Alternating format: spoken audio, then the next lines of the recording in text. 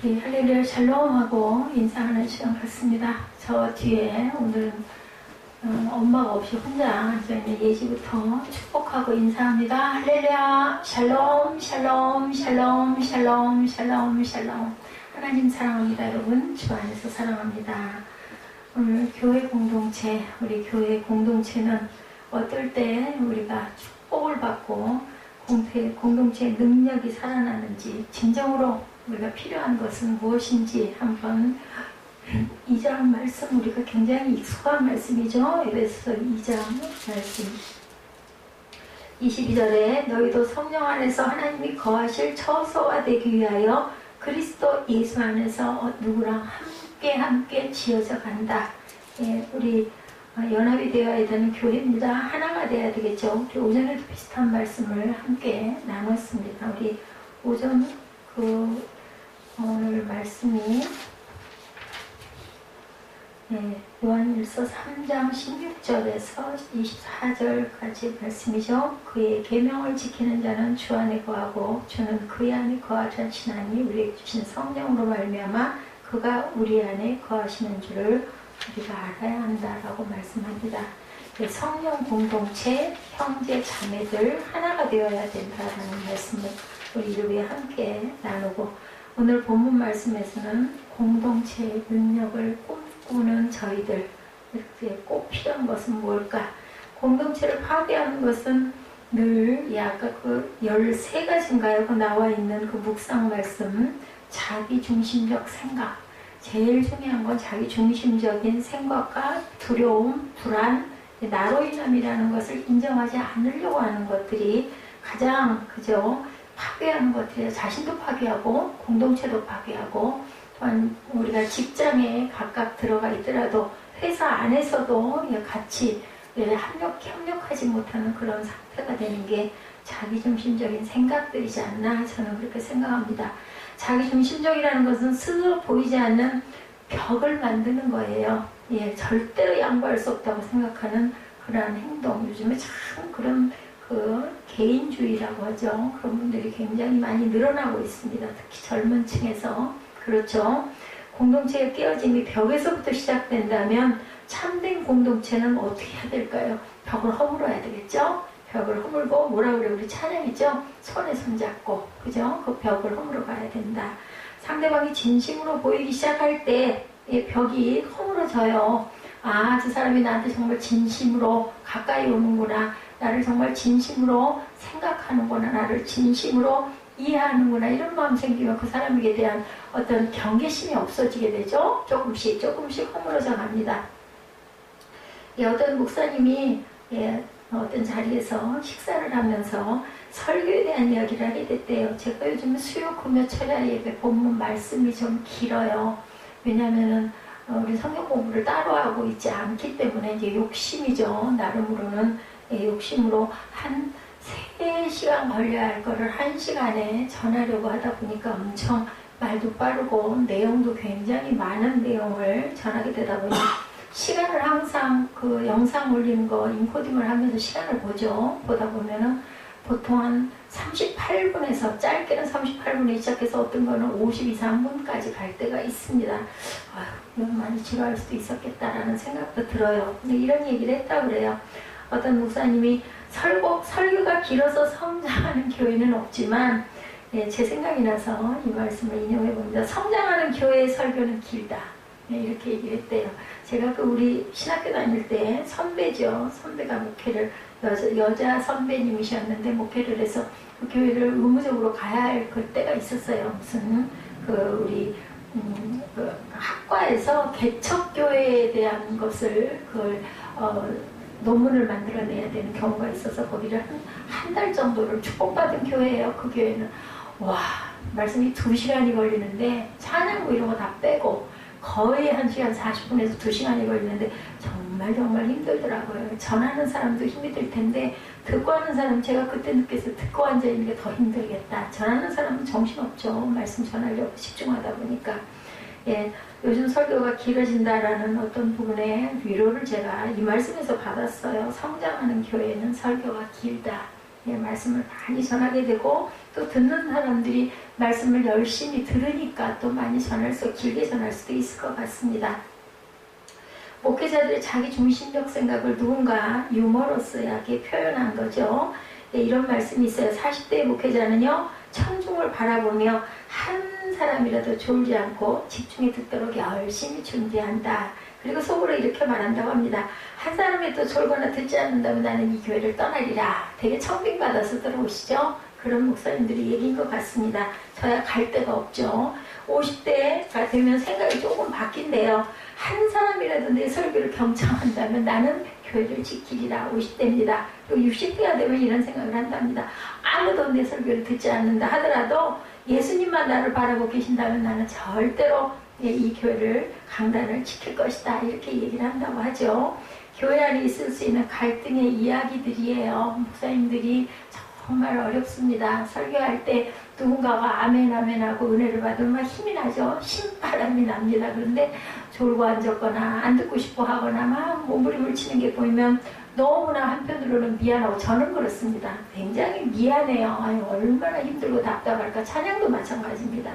근데 은혜를 받고 좋아하고 웃고 기뻐하고 바라보면은 너무너무 그렇게 기쁠 수가 없고, 뭐 어떻게 생겼든 그 사람이 너무 이뻐요. 개인적인 관계 아무 상관없습니다. 나한테 어떤 유익을 끼친다 하더라도 설교 힘들어하고 막 그냥 어쩔 줄을 몰라하고 우리 사무엘처럼 고개를 쳐갖고 앉아있고 그러면 그냥 정말 가서 그냥 우리 아이니까 한 대 쥐어받고 싶은 그런 마음이 들고, 너무 기뻐하고 좋아하면 그렇게 예뻐 보일 수가 없습니다. 이런 한 기자가 또한 오클라호마 대학의 풋볼 코치인 윌킨슨에게 질문한 이야기입니다. 풋볼 경기가 미국 시민들의 건강에 기여하는 바가 뭐라고 생각합니까? 하고 물어봤다고 그래요. 그래서 윌킨슨이 대답을 합니다. 코치죠. 풋볼 코치입니다. 거의 없죠. 실상 풋볼 게임은 운동이 정말 필요한 5만 명의 관중이 좌석에 앉아서 휴식이 정말 필요한 22명의 선수가 숨을 몰아쉬며 경기하는 모습을 지켜보는 해프닝이라고 생각합니다. 이렇게 얘기를 했다고 합니다. 흥미롭죠? 사람들은 진정한 필요한 것이 무엇인지를 묻기보다는 무엇을 즐길 것인가 하는 것을 생각합니다. 즐거운 게 좋잖아요. 사무엘아, 즐거운 게 좋지, 그지? 그래서 예화를 실어봤어. 사무엘이 좀 안 졸았으면 하고. 누군가의 필요가 보이지 않고 자신의 즐거움을 추구하는 사람들의 특징은 그러면 뭘까? 정말 필요한 일들이 이루어지고 있지 않다라는 거죠. 누군가 무엇을 열심히 한다고 다 옳은 것이 아님을 우리 알아요. 스스로도 알아요. 내가 이거 열심히 보고 있지만, 예를 들면 TV를 내가 2시간째 열심히 보고 있지만 이게 꼭 필요한 게 아닐 수 있다. 근데 그냥 쉬면서 눈을 즐겁게 하고 싶어서 봅니다. 근데 TV에서도 귀한 깨달음들이 사람 나름으로는, 각각으로는 많다라는 걸 제가 요즘 느낍니다. 우리는 사람들이 스스로 옳다고 생각하는데 전념한다는 것이 결코 또한 전체를 위해서 건강한 일이 아니라는 것도 우리가 알죠. 나 하나만, 내 유익만, 내가 편하기 위해서 이럴 때가 많습니다. 오늘 에베소서는 에베소 교회에 바울이 쓴 편지예요. 그죠? 이것도 그 에필볼몬 해가지고 옥중서신이죠. 사도 바울이 에베소에 있는 교인들에게 편지를 오늘 쓴 이유는 교회 공동체 안에 문제가 있었기 때문이에요. 그러니까 갈 수가 없으니까 편지로 염려를 하는 겁니다. 한마디로 하면 오늘 19절의 말씀, 그러므로 이제부터 너희는 외인도 아니요 나그네도 아니요 오직 성도들과 동일한 시민이요 하나님의 권석이라. 에베소 교회 성도들에게 이렇게 얘기를 하는 거예요. 참 이렇게 바울이 정말 문장을 잘 만들어요. 굉장히 어떤 얘기를 증거하고 전할 때 칭찬 먼저 하는 그런 아주 좋은 습관을 갖고 있습니다. 지금 교회 공동체 안에 서로가 옳다고 생각하는 사람들로 인해 나눠지고 파벌이 형성되어 있기 때문에 이제 뭐라 그래요?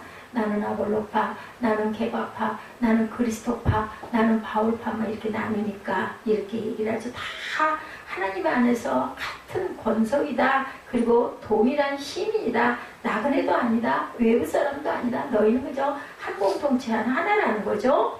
초대교회는 율법을 먼저 알고 예수를 믿은 크리스천들이 있었고요. 율법을 모르는 상태에서 예수를 믿은 사람들 누구예요? 그저 헬라인들, 그죠? 이방인이라고 불렸던 사람들은 율법 몰라요. 할 일도 없어요, 그 사람들은. 그리고 그냥 예수를 믿고 은혜를 받은 그런 상태, 이런 사람들이 두 파가 있었는데, 교회 공동체 안에는 자유인으로 예수를 믿은 사람, 그리고 종된 사람으로 예수를 믿은 사람들이 있다. 예를 들면 사역자들과 그냥 보통 일반 성도들을 가리킬 수도 있습니다. 이런 예수를 믿은 다른 신분의 사람들도 있었는데, 이러한 나뉘면 죄로 인하여 하나님과 우리 사이에 나눠졌던 것을 생각하면 아무것도 아니죠. 죄 때문에 우리는 하나님과 단절됐어요. 언제 때문에? 그것을 맡긴다면 누가 하셨어요? 예수 그리스도께서 뭘로? 피로. 그죠? 이제는 전에 멀리 있던 너희가 13절이죠. 그리스도 예수 안에서 그리스도의 피로 가까워졌느니라 이렇게 얘기합니다.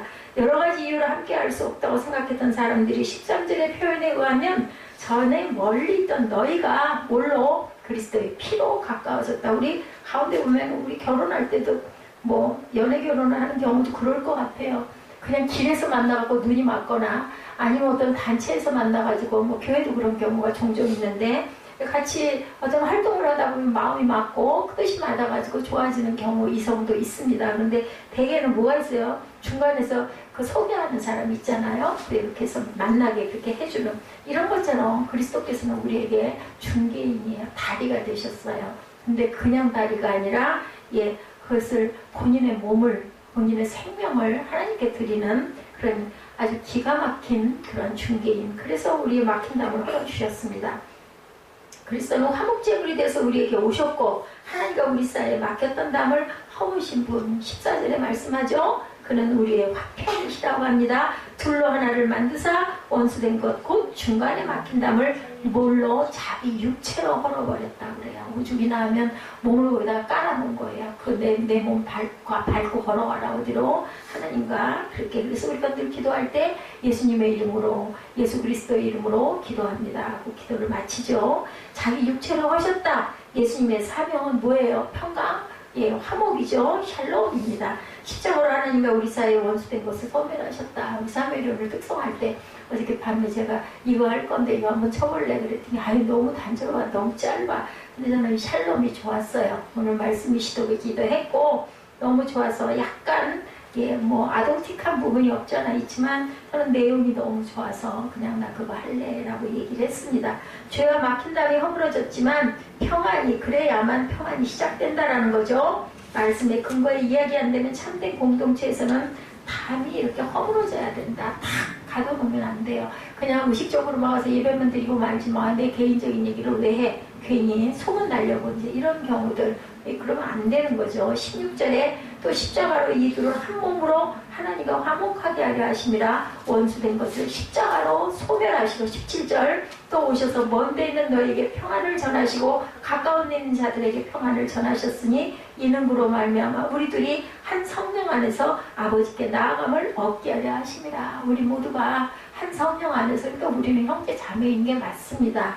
그죠? 세립 공동체는 특히 뭐 안에서 영적으로 한 가족들이에요. 전부 다 형제고 자매입니다. 그리고 또한 가족적으로도 가족들이죠.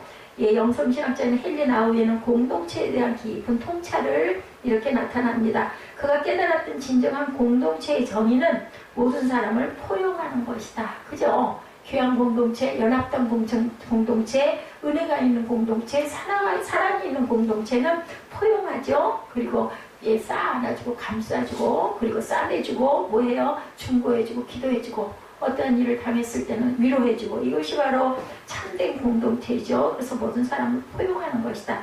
그런 누군가를 섬기며 산다는 것에 대한 갈증을 느꼈던 사람이 헨리 나우엘 자체가 그랬습니다. 그래서 지체장애인들을 섬기는 데이브레이크 공동체를 찾아갑니다. 그리고 그가 추구하는 영성을 가지고 찾아가죠. 그런데 그가 거기서 깨닫게 된 것은 그곳에서 그가 진정한 공동체의 일원이 되지 못하고 있던 것을 깨달았다는 거예요.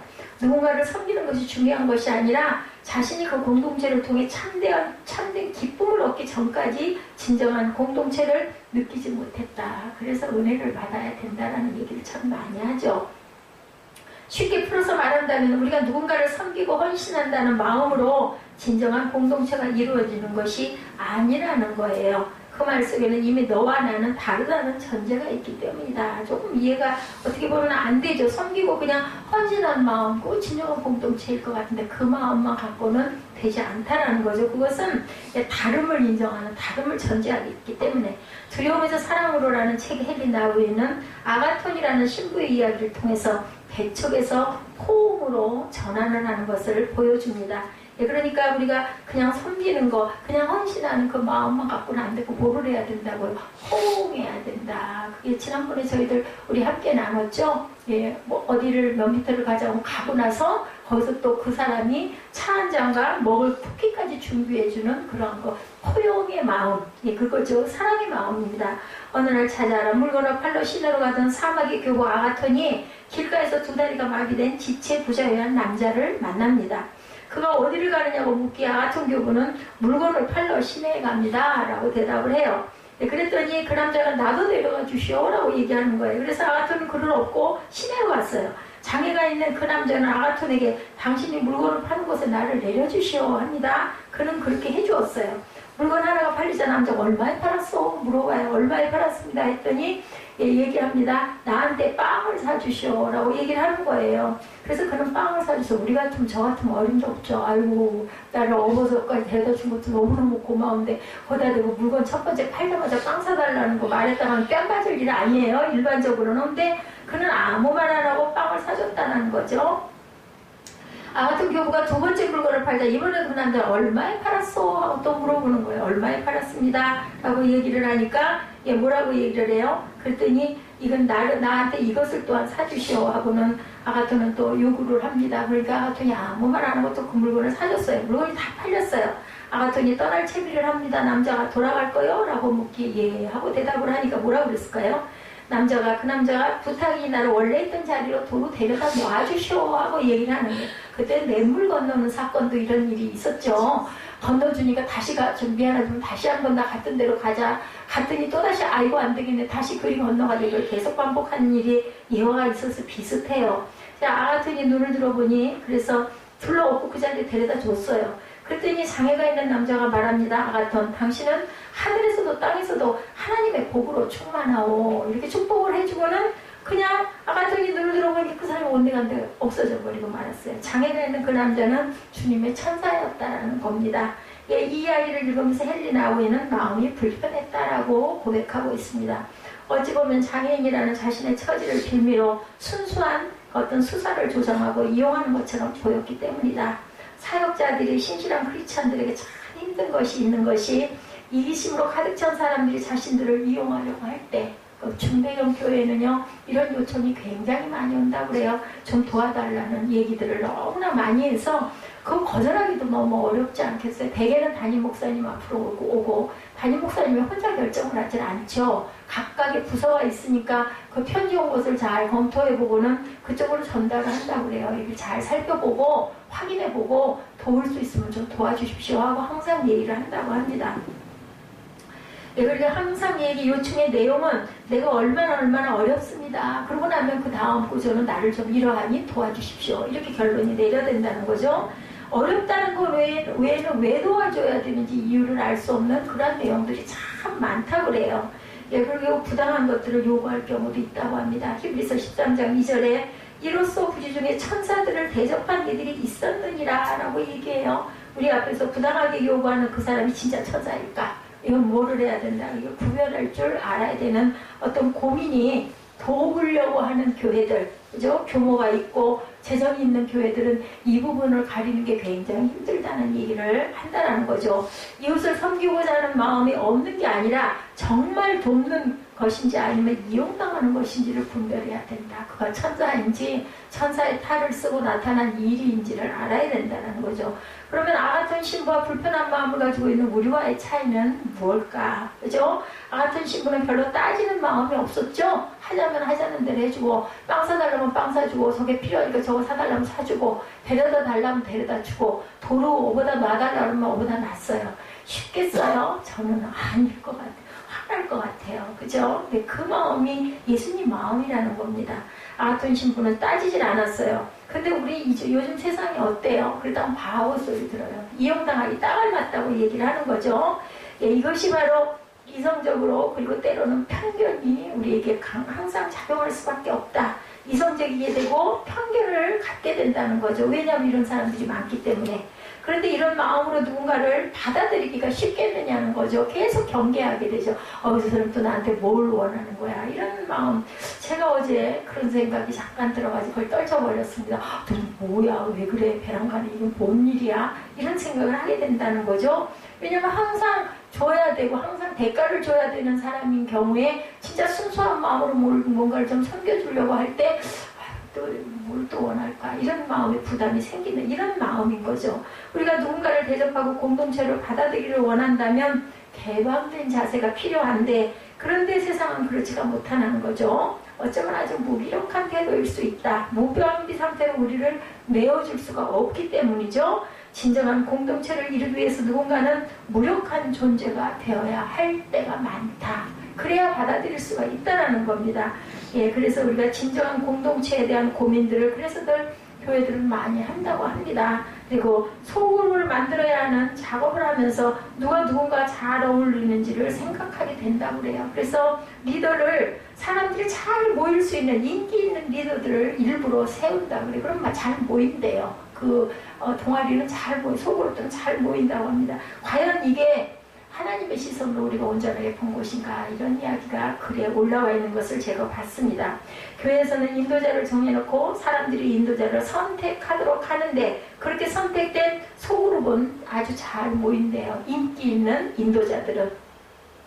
우리가 소그룹 그리고 잘 된다고 하는 공동체들이 정말 진정한 참된 공동체일까? 이것도 생각해 봐야 된다. 우리는 대개는 겉모습 보잖아요. 그 교회는 성도가 몇십 명이니까 그 교회는 참 목회할 만할 거야. 그 교회는 그래도 어떻게 해서 부흥을 해서 200명이 됐다. 얼마나 부러워. 대개는 이런 양적인 부분에 집중을 하고 있지, 너 몇 명이래 라고 하면 그 교회 힘들어서 어떡해, 부담스러워서 그런 교회는 못 나가, 이런 얘기를 많이 한다는 건데, 과연 참다운 공동체는 어떤 공동체인가 우리가 생각해 봐야 된다. 사도 바울의 사역에서 참 힘들었던 것 중에 하나가 공동체를 파괴하는 것들이 있었다는 거예요. 처음에 언급했던 것처럼 율법 혹은 신분의 차이 같은 것 때문에, 그죠? 어떤 성전과 소그룹의 원리, 저도 이제 이 부분에 대해서 공부를 했지만, 동일한 사람의 그룹을 만들어주라는 그러한 원리를 얘기합니다. 비슷한 사람들끼리. 그러면 잘 부흥을 한다고 그래요. 그래서 요즘에는 교회가 그냥 말씀 전하는 곳으로만 교회가 이렇게 서 있어서는 성장하기가 어렵다. 대개는 뭐라고요? 우리 항상 얘기를 하지만 어떤 노인 그룹 아니면 아동 그룹 이래가지고 굉장히 그런 곳을 목회와 같이 이렇게 접목을 하는 경우가 참 많죠. 그래서 그 부분을 공부하시는 목사님들이 굉장히 많습니다. 진정 잘 모인다는 것이 건강한 교회 공동체를 설명하는 것일까? 이것도 우리가 한번 생각해 봐야 된다는 거죠. 사실은 서로 부대끼며 공동체를 만들어가는 과정이 있어야 막힌 담을 허물어 갈 수가 있는데, 근데 부대끼다가 어떻게 해요? 치사하니까 냅둬. 그냥 말려면 말라고 그러지 이렇게 되다 보면 성장하고 부흥할 수가 절대로 없고, 그리고 끼리끼리 모이는 공동체는 제대로 된 공동체가 될 수가 있겠느냐는 거죠. 우리가 예수 그리스도를 몸으로 삼고 있는 공동체를 지향한다면 본문 14절의 말씀이 우리에게 무엇을 말하고 있을까 봅니다. 14절입니다. 그는 우리의 화평이신지라 둘로 하나를 만드사 원수된 것 곧 중간에 막힌 담을 자기 육체로 허셨다라고 얘기를 해요. 원수된 거를 헐어낼 줄 알아야 참다운 공동체가 된다라는 거죠. 진정한 교회의 공동체성을 파괴하는 일들이 요즘에 정말 많이 일어나고 있습니다. 교회가 세상을 향해 비난하는 것, 조금 지나치게 말하면 혐오하는 일들도 일어나죠. 우리가 그렇게 많이 들어서 하는 것, 죄는 미워해도 뭘 하지 말라 그래요. 사람은 미워하지 말라. 근데 우리 어때요? 그 죄 지은 사람이 밉지 않아요? 솔직히 말해서 너무 미워, 너무 얍삽해, 너무 얄미워, 지밖에 몰라, 이런 얘기는 많이 한다는 거죠. 근데 죄만 미워해야 된다는 겁니다. 우리의 뭘 빼고 감정을 빼버리고, 정작 미워하는 것은 죄가 아니라 사람이 될 때가 너무나 많기 때문에. 15절을 보니까 뭐라고 말씀합니까? 법조문으로 된 계명의 율법을 폐하셨으니 이는 이 둘로 자기 안에서 한 세 사람을 지어 화평하게 하시고 율법을 폐하셨다고 하죠. 16절에 십자가로 이들을 한 몸으로 하나님과 화목하게 하려 하심이라 원수된 것을 십자가로 소멸하시고 예수께서는 이 세상에 오셔서 하신 일이 하나님과 원수된 것을 화목하게 하시려고 십자가에 죽으셨다라고 성경에는 기록되고 있습니다. 그래서 목회를 하려면 죽어야 된다라는 얘기를 많이 하면서 배추의 어떤 예를 많이 들죠. 배추 하나가 밥상에 올라오는 김치가 될 때까지는 6, 7번 이상을 죽어야 한다면서요. 밭에서 캐낼 때 한 번 죽고, 그죠? 가지고 와가지고 쪼개고, 그죠? 소금에 절이고, 그죠? 그래가지고 또 버무리고, 숙성시키고, 다시 도마에 꺼내가지고 칼로 잘라서 상에 올라온다고 하죠. 대충만 따져봐도 6번 이상이 되는 것 같습니다. 과연 그만큼 죽었느냐는 거죠. 하나님과 원수된 것이 뭘까? 우리가 흔히 이야기하는 많은 범죄와 혐오하는 일들, 그것이 바로 하나님과 원수된 것들이 아닐까? 그런데 그런 것과 반목하는 것이 아니라 벽을 허물고 화목하는 일이 뭔가? 이거죠. 요즘 고민이 되는 것 중에 하나가 언제부터 교회가 안티 세력들이 그렇게 많이 들어 앉아 있는 것들이 많죠. 어제도 제가 그 연맹에 참석해달라고 어제 그제 계속 교단에서 그 사이트가 와가지고 안 보다가 그게 그냥 넘어지지가 않더라고요. 동성애 반대하는 그 연맹에 그 사인을 해달라는데, 그래서 조심스럽게 들어가니 거기는 전화번호, 주소, 그리고 이메일 주소, 그리고 휴대폰 번호가 다 들어가야 돼. 이름도 들어가야 되고, 어떤 뭐를 하는 사람이냐, 분류에도 들어가야 돼. 그걸 하면서 교단에서 총무한테서 계속 이게 온 거니까 맞긴 맞겠지 하면서도 저도 두려운 마음이 들더라고요. 요즘에 너무 그런 거를 이용하는 사람들이 많기 때문에 이런 안티 세력들이 이제는 쑥쑥 어디로 들어와요? 교회 안으로 파고든다는 거죠. 이슬람, 우리 지난번에 얘기했지만 이슬람에 대해서, 동성연애에 대해서 여러 가지 죄를 지은 자들에 대하여 이단들에 대해서 우리가 절대로 찬성해서도 안 되고 찬성할 수도 없는데, 교회의 존재의 이유는 이들을 반대하기 위해서 있는 게 아니라 허하기 위해서, 변화시키기 위해서 있기 때문에 더 어렵다라는 거예요. 그냥 담을 쳐버리면 되잖아요. 못 오게 하면 되잖아요. 제가 부끄러운 얘기죠. 얼마 전에 어떤 행상인이 어떻게다가 문을 안 잠그고 사이에 쑥 들어가고 하는 거야. 혼자 있는데 여기 앞에 앉아서 뭐 차림도 늘 뭐 여러분들 아시지만 뭐 그렇게 단정하게 안 입고 있죠. 맨날 입는 옷에 더우니까 그렇게 입고 있는데, 그냥 남자가 뚱뚱한 남자가 화장지 두 양쪽 팔에다 화장지 한두 번씩을 들고 들어가 저기 걸어오는데, 와, 뭐 어떻게 할 수가 없더라고요. 겉옷을 걸치고는 거짓말을 했죠. 목사님 지금 안 계신다고. 다음에 오시라고 그랬더니 막 뭐라고 그러더라고요. 응? 네가 목사 아니냐 이거죠. 거기 앉아있는 거 보면 내가 다 안다고. 아니라고. 잠깐 제가 여기 뭐 필요한 게 있어서 체크하고 있었다라고 얘기했더니 뭐라고 자기는 죽어도 예수 안 믿을 거라. 제가 돌아간 다음에 마음으로 정말 나는 정말 나약한 존재고 자격이 없는 존재다. 그 사람 붙들어 앉혀놓고 차례 한 잔 대접하면서 예수를 믿어야 된다고 그러고 그렇게 따뜻하게 잘 접대해서 보내야 되는데, 두려움 먼저 앞서는 거예요. 아까 그 13가지 항목 중에는 앞죠? 두려움. 두려움이 나를 그렇게 한 거. 요즘에는 이렇게 무서운 세상이다 보니까 여성 혼자서 그렇게 앉아있다 보니까 내가 사람이 아니라 목회자다라는 생각으로 중심을 잡고 있어야 되는데 그게 안 되는 거예요.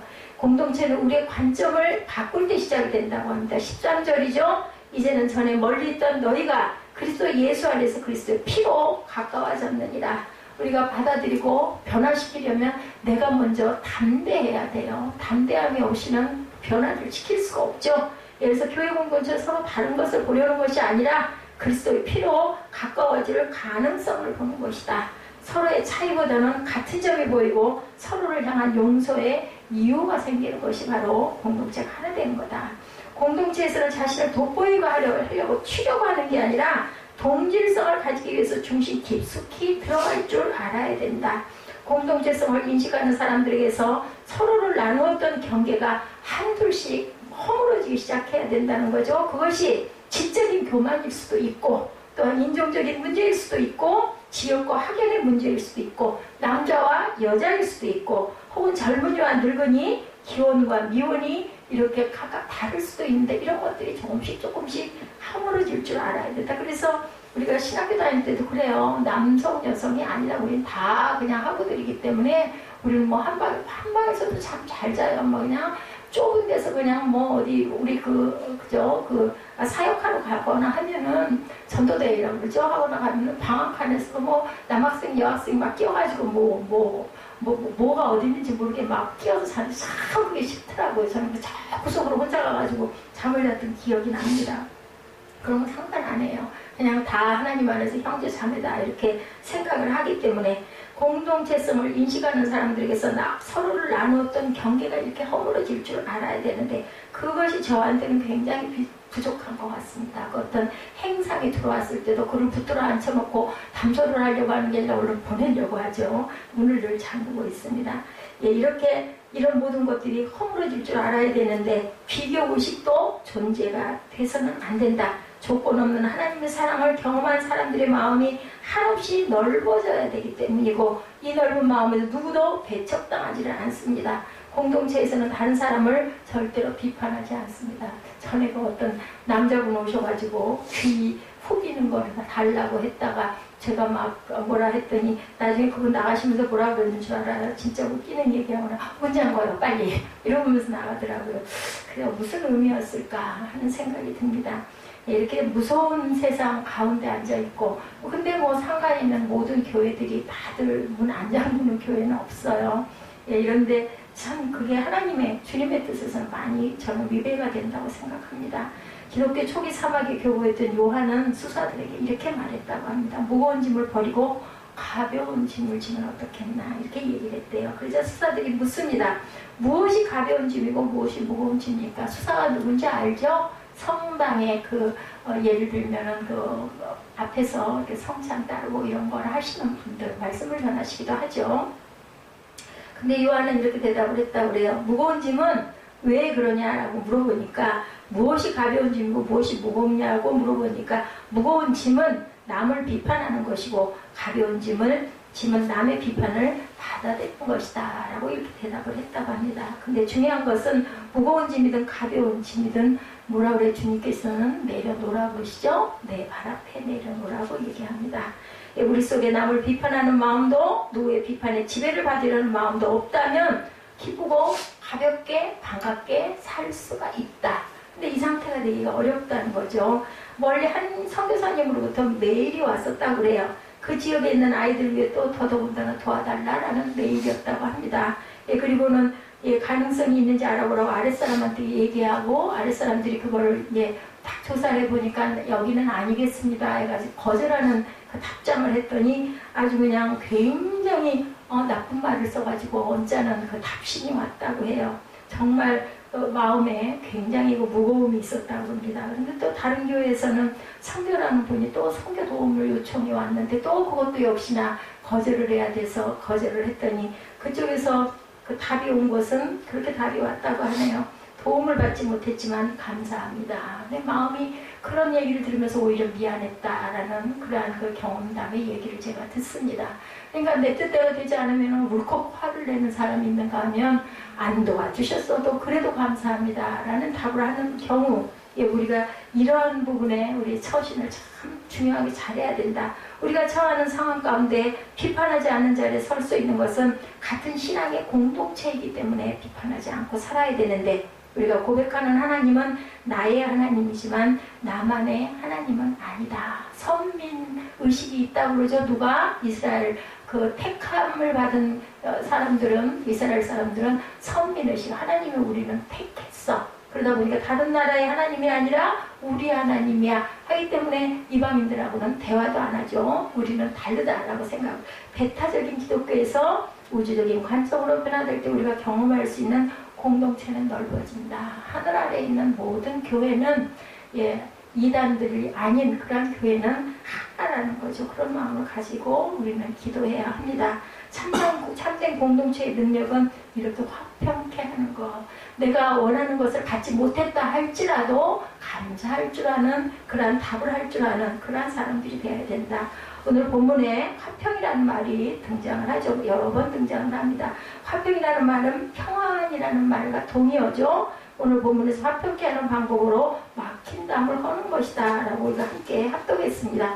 사실 화평이란 내가 누군가를 이기려고 하지 않으면 누군가를 희생하지 않으면 만들어지는 것이 아닐까 하는 생각을 합니다. 이기려고 하지 않고 샘내지 않고 질투하지 않으면 화평 만들어져요. 어느 자리에서 내가 치려고 하다 보니까 그것 때문에 공연히 상처를 받거나 상대방이 때로는 또는 나는 뭐야 따돌림 받은 느낌이 들다 보면 마음이 불편하죠. 평안할 수가 없다라는 거죠. 그래서 14절에 그는 우리 화평이신지라 둘로 하나를 만드사 원수된 것 곧 중간에 막힌 담을 자기 육체로 허셨다라고 얘기합니다. 법조문으로 된 계명의 율법을 폐하셨으니 이는 둘로 자기 안에서 한 세 사람을 지어 화평케 하셨다. 심지어는 내가 튀려고 하지 않는 건 그만두고 그냥 나를 다 줬어요. 예수님은 내 몸, 내 생명까지. 아니 사람에게 마지막에 있는 게 뭐겠어요? 생명 아니겠어요? 그것까지 다 줬는데 거기서 화평이 안 이루어질 게 없는 거죠. 예, 신약 성경에만 성도 간에 서로 격려하고 높여주는 표현이 자그마치 37번이나 나오는 화평이라는 말이. 예로 사도행전 18장 27절에 보면요. 아볼로가 아가야로 건너가고자 함으로 형제들이 그를 격려하며 제자들에게 편지를 써 영접하라 하였더니 그가 감에 은혜로 말미암아 믿은 자들에게 많은 유익을 줬다 이렇게 말씀합니다. 여기서 격려한다는 말이 영어로 encourage 이렇게 나타나 있어요. 용기를 준다는 말이죠. 그런데 성경에 등장하는 이 아볼로라는 사람이 아가야로 가서 그렇게 많은 은혜를 그때 당시에는 끼칠 만한 그런 사람이 아니었다라고 합니다. 사도행전 18장 24절에서 26절에 나와 있는 아볼로는 아직 그럴 만한 인물이 아니었다.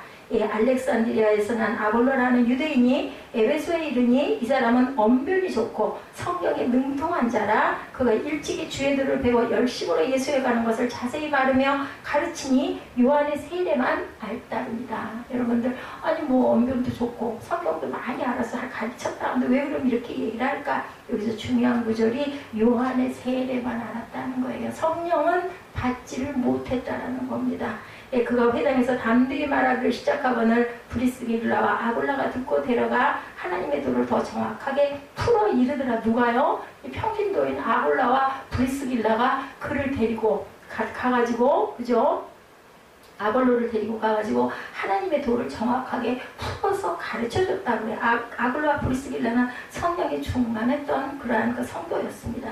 지식은 있지만 아직은 영적인 체험이 부족했던 아볼로였다라는 거죠. 평신도였던 아굴라와 브리스길라 같은 사람이 보기에도 아직은 가르칠 만한 자격이 부족하다. 왜냐면 영적인 체험이 없기 때문에 그랬던 사람이었다. 그런데도 아볼로가 아가야로 가려 하니까 이미 그곳에 편지에 좋은 이야기를 해놓고 그 사람이 갔을 때 좋은 인상을 느끼고 있었으므로 서로가 많은 유익을 줄 수 있는 관계가 되게 했다라는 것이 이것이 바로 교회의 모습이다. 부족할지라도 하나님께서는 아시고 쓰게 해주시고 바울이 그렇게 전해놓죠. 근데 세상은 어떠냐는 거죠. 세상은 누가 누구를 밟고 서야 돼요. 달라요. 그죠? 교회는 서로가 세워주는 곳이고 세상은 밟고 내가 일어나야 내가 승리하지 하는 그런 곳이다라는 겁니다. 교회는 서로서로 높여줘야 하고 이것은 나를 포함한 우리가 함께 기억해야 할 문제라는 것을 잊지 말아야 되겠다. 교회에서 참 많은 사람이 일정한 사역의 임기를 마치면서는 상처들을 받는다고 합니다. 임기 기간은 굉장히 좋았는데 끝날 때는 상처를 받는다고 합니다. 심한 경우에는 열심히 봉사하고 나면 교회를 시험 들어서 떠나는 경우도 많아요. 봉사하면서 저도 전에 그런 그 갈등이 있었던 거 지금도 굉장히 부끄럽게 생각하는 것 중에 하나가 아니 도대체 내가 교회 그 자리에서 일할 때 필요했던 여러 가지 집기나 이런 걸 살 때 들어가는 비용은 그건 교회에서 줘야 되는 거 아니야? 이렇게 맞거든요. 그 얘기가 틀린 얘기가 아니에요. 계산은 정확해야 돼. 근데 섬기는 사람들은 자기 주머니를 다 턴다는 거죠. 너무 아깝지도 않고 그게 너무 감사하고 너무 고맙게 그게 다르다는 은혜 받은 사람이. 이렇게 신앙생활을 잘하려면 조용히 예배만 드려야 한다고 생각하는 사람들도 있는데 우리는 무엇을 두려워하는 것일까? 그 두려움이 진정한 크리스찬의 공동체에서 일어나야 하는 일들일까인 거예요. 뭐라 그래요? 개척교회 가면은 부담스러워서 안 간다. 빈자리가 많으면 나를 주목하고 나를 바라보니까 내게 도움을 요청하니까 아이고 나 거기 못 가 이런 얘기를 한다고 그러죠. 칭찬하고 격려하는 일은 전염성이 있다고 합니다. 전염성 있는 그리스도인들이 된다는 것이 바로 그렇겠죠. 이것이야말로 우리 교회와 사회에서 강력한 영향을 가질 수 있는 일이다. 그렇죠. 우리가 항상 섬기고 칭찬할 줄 알아야 된다. 제각기 다른 생각과 삶의 형태를 보인 사람들이 어떻게 같은 마음으로 하나의 공동체를 이룰 수가 있을까 어렵습니다. 언젠가 수백 대의 피아노가 함께 연주하는 그 연탄 이벤트가 있었다고 그래요. 근데 중요한 것은 음을 조율하는 것이 중요했다. 수백 대가 함께 연탄을 하니 음이 틀릴 수 있잖아요. 그런데 수백 대의 피아노가 서로 건반을 두드리며 조율하는 것이 가능했을까? 그건 누가 한 사람밖에 할 수가 없는 거예요. 각각 다른 사람들이 해가지고는 그 소리가 정말 소리를 잘 듣는 사람이 들을 땐 다르다는 거죠. 그래서 그런 부분들 수천 대가 넘는 피아노가 함께 연주할 수 있도록 조율하는 것은 전문가 한 사람이 차례로 음을 조율해 나가는 것만이 더 온전하다는 겁니다. 서로가 내 것에 맞추려고 한다면 불가능한 일이 조율이라고 합니다. 목회와 신학이라는 잡지에 미국에서 목회하는 어떤 목사님이 공동체에 대한 설교에서 한 정신병원의 이야기가 올라와 있었습니다. 폭력적인 정신병자 100여 명을 수용하고 있는 정신병원에 3명만 직원이었다고 그래요. 그래서 누군가 물었다고 합니다. 저 폭력적인 정신병자들이 한꺼번에 공격하면 당신들 어떻게 할 거예요? 하고 물어봤더니 직원이 이렇게 대답했대. 염려하지 않아도 됩니다. 정신병자들은 절대로 단합하지 않습니다. 이렇게 대답했다고 합니다. 예, 교회가 온전하게 하나 된다는 것, 공동체를 또한 이루지 못한다는 것은 그 공동체의 내부에 정신병자 같은 교인들로 채워져 있다는 그러한 거꾸로 된 답은 아닐까도 생각을 해봐야 되는 거죠. 믿음 안에서, 말씀 안에서 하나가 된다면, 왜냐하면 주님의 말씀이 늘 그러잖아요. 섬겨라, 베풀어라, 주라, 그죠? 그러면 후이 누르고 흔들어 넘치도록 너에게 안겨줄 거라고. 근데 똑같은 말씀을 듣는 사람들이 하나가 되지 않는다면 그것은 아까 그 정신병원에 정신병자들이 단합하지 않는다라는 얘기를 했던 것에 우리가 깊이 생각해 봐야 될 부분이 있는 건 아닌가. 성경은 우리가 그리스도 예수 안에서 한 성전이 되고 성령 안에서 한 몸을 이루어가는 것이라고 말하죠. 참된 공동체의 힘은요, 숫자에 있는 것이 아니라 하나됨에 있다는 거예요. 3명 있을 때 하나가 되고 10명 있을 때 하나가 되고 100명 있을 때 하나가 되고, 그러니까 많은 숫자가 있다 보면 너무너무 힘들겠죠. 그래서 소그룹들이 있는 거죠. 그래서 그 그룹이 하나가 되고 그 그룹이 하나 되고 이렇게 해가지고 같이 모였을 때 하나의 공동체를 만들기 위한 겁니다. 동창회가 같은 학교를 나온 사람의 모임이죠. 동기회라는 것은 같은 기수로 모인 사람입니다. 향회라는 것은 같은 고향 출신들이죠. 신앙 공동체는 같은 신앙 안에서 하나 된 사람의 모임이라는 것.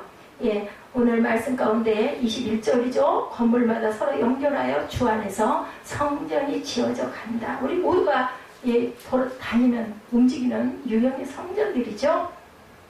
놀라운 능력이라는 생각이 듭니다. 그리스도 안에 우리가 사이에 막힌 다음에 허물어지는 것으로 끝나는 게 아니라 허물어진 돌들이 하나하나 연결된다는 겁니다. 에스겔 골짜기에 마른 뼈들이 어떻게 됐어요? 일어나서 뼈마디가 힘줄이 통하고 거기서 강한 군대가 일어났던 것처럼 우리 크리스찬 공동체가 서로 연결되더니 성전으로 지어져 갔다. 그래서 갓스하우스는 어떤 집이에요? 하나님을 사랑하는 사람들이 모여서 예배하는 곳이 바로 우리 교회 그 앞에 들어오는 곳에 갓스하우스 이렇게 붙어있죠. 하나님의 집입니다.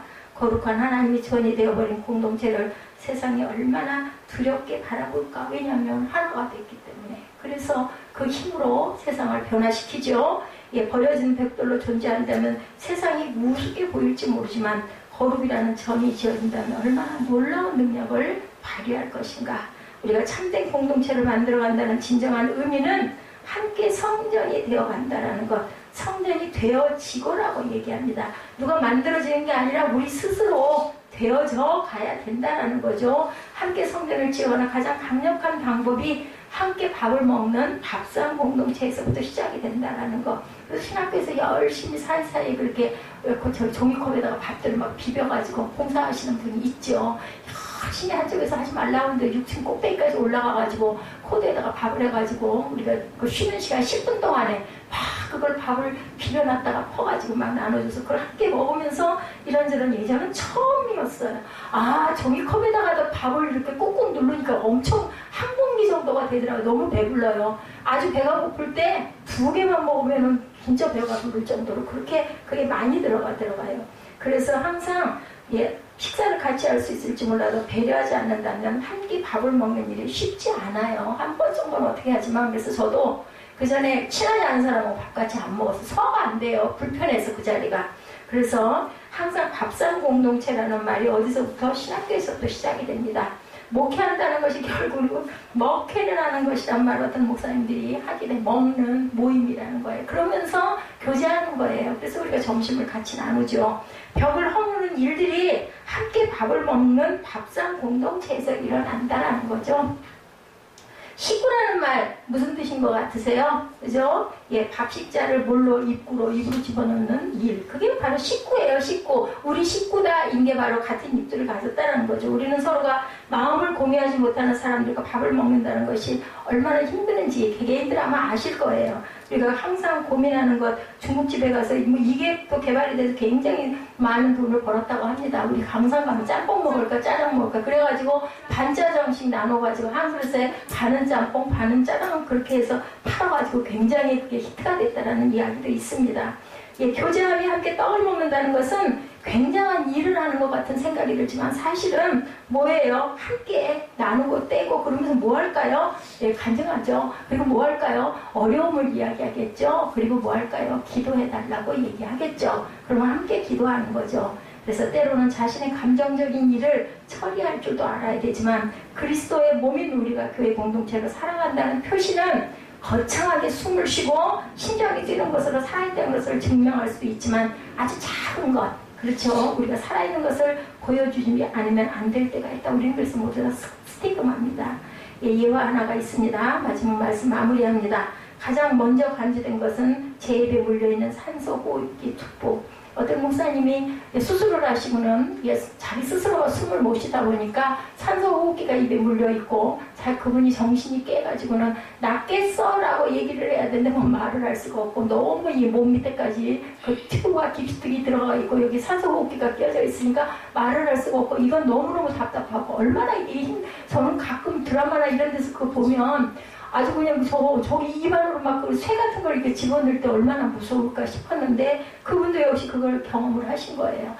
그랬더니 이제 사람이 와가지고 의사 선생님이 얘기를 합니다. 당신 정신이 깨어나서 내 말이 들리면 발가락을 까닥까닥 해보시오. 아무리 말을 하려고 그래도 아무리 표정을 지으려고 해도 안 돼서 이분이 느낀 게 지금 내가 표현할 수 있는 건 발가락을 까닥까닥 하는 일로 내가 듣습니다라는 뜻이구나 이렇게 얘기를 하고 발가락을 움직였다라는 그 방법밖에 없다라는 거죠. 내가 살아서 움직일 수 있다는 것, 마취가 풀렸다고 하는 것이 증명되었는지 산소호흡기로부터 해방되올 수 있는 방법은 발가락 하나 움직이는 것밖에 정말 우리는 살았다 할 존재 가치가 없어요. 내가 살아있다는 것을 발가락의 움직임만으로 밖에는 증명할 수 없었던 것. 그리스도의 몸인 우리 공동체를 생각한다면 가장 작은 몸짓으로 아무도 보이지 않는 미약한 곳에서 존재하는 우리의 지체 한 사람만으로 우리가 살아있는 예배 공동체인지를 증명해야 할 때도 있다라는 것.